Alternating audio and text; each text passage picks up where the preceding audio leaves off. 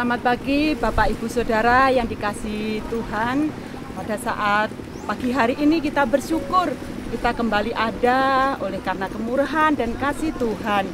Kalau saat ini ada di Pantai Grand Patek, di mana masyarakat Situbondo mengelola daerah sini untuk masyarakat Situbondo datang di tempat ini untuk refreshing. Di sini ada laut, ada cemara, dan di sini bisa melepaskan lelah. Pada saat pagi hari ini saya akan memberi judul renungan pagi, yaitu Kristus tidak dapat dibandingkan. Sebagai orang percaya kita patut bangga ya, karena kita memiliki Kristus sebagai Tuhan dan Juru Selamat. Di muka bumi ini tidak ada seorang pun yang dapat dibandingkan dengan pribadi Yesus. Sebaik apapun manusia tidak dapat dibandingkan dengan kasih Yesus. Dikatakan di dalam Kisah Para Rasul 4 ayat 12 dikatakan, dan keselamatan tidak ada di dalam siapapun selain di dalam Dia, selain di dalam Yesus maksudnya. Sebab di bawah kolong langit ini tidak ada nama lain yang diberikan kepada manusia yang olehnya kita dapat diselamatkan. Sangat jelas sekali ya Bapak Ibu Saudara, bahwa tidak ada nama lain yang menjanjikan keselamatan, tetapi ada satu nama yang menjanjikan keselamatan, yaitu nama siapa? Yaitu nama Yesus. Nama Yesus yang menjanjikan keselamatan kepada kita. Di dunia ini tidak ada nama lain kalau yang bisa menjanjikan keselamatan. Tidak bisa menjanjikan keselamatan, mungkin bisa menjanjikan memberi pekerjaan, tetapi tidak bisa memberikan keselamatan kepada manusia. Hanya satu nama yang dapat memberikan keselamatan, yaitu nama Yesus. Tuhan Yesus itu begitu ajaib. Dia perkasa dan luar biasa dan kudus. Kita akan melihat di dalam kisah di dalam Lukas 9 ayat 28 dan 36. Di situ perikopnya tentang Yesus dimuliakan di atas gunung. Ya, pada suatu hari Tuhan Yesus pergi ke sebuah gunung untuk berdoa. Tuhan mengajak ketiga muridnya, yaitu Petrus, Yohanes, dan Yakobus. Dan ketika Tuhan Yesus sedang berdoa, rupa dan wajah Yesus itu berubah dan pakaiannya menjadi berkilau-kilauan,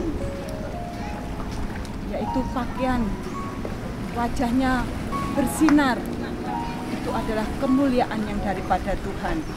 Dan di situ tampaklah dua orang yang berbicara kepada Tuhan, yaitu Musa dan Elia. Musa dan Elia menampakkan diri dalam kemuliaan dan berbicara tentang tujuan kepergian Yesus akan digenapi di Yerusalem.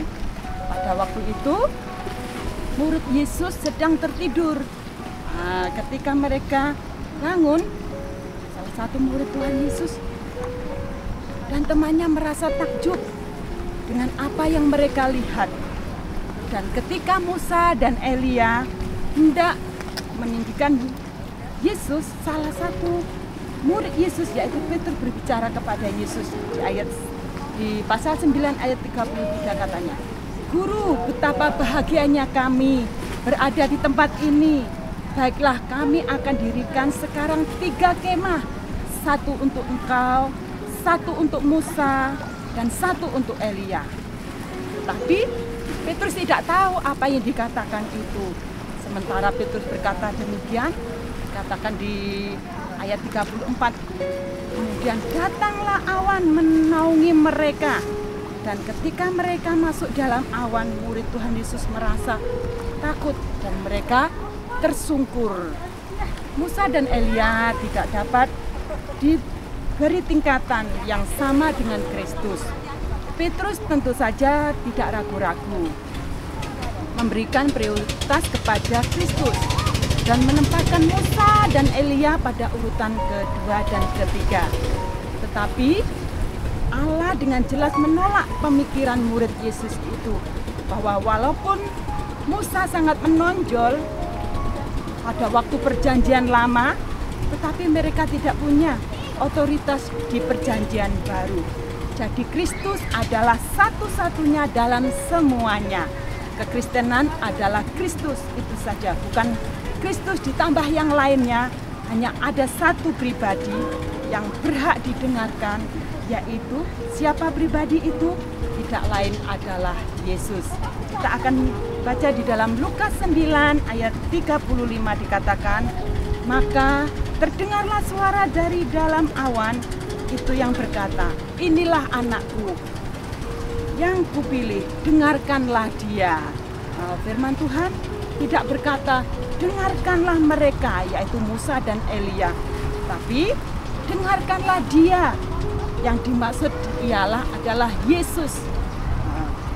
Kekristenan adalah Kristus, hanya Yesus saja yang patut ditinggikan. Dengan kekuatan daripada Roh Kudus yang ada di dalam kehidupan kita, sehingga kita dapat mendengarkan suara Tuhan.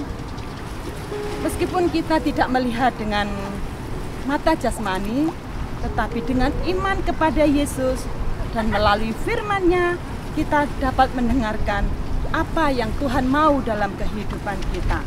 Dan kita selalu tetap menyembah satu nama. Ada nama, tidak ada nama lain yang dapat dibandingkan. Hanya satu nama, yaitu nama Yesus yang memberikan keselamatan buat kita. Tentunya kita bangga ya menjadi milik Kristus, karena ada jaminan, ada kepastian di dalam Yesus. Dia yang memberikan keselamatan kepada kita. Orang yang percaya kepada Kristus pasti diselamatkan, dan Kristus tidak dapat dibandingkan dengan siapapun juga. Puji nama Tuhan. Ini firman Tuhan yang dapat saya berikan pada saat pagi hari ini. Biarlah firman ini menjadi berkat buat kita semua. Selamat pagi, Tuhan Yesus memberkati.